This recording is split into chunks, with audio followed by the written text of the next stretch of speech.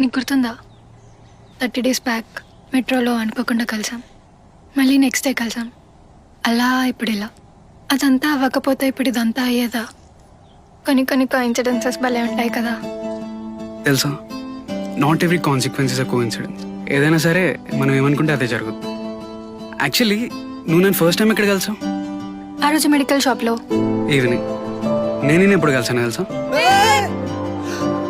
అదే రోజు మార్నింగ్ మెట్ల దగ్గర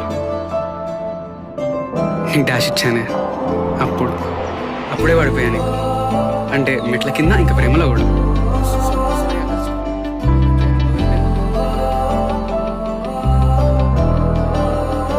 అప్పుడు యాక్చువల్లీ ఏమైందంటే మన మెట్రో కార్డ్స్ ఎక్స్చేంజ్ అయిపోయాయి.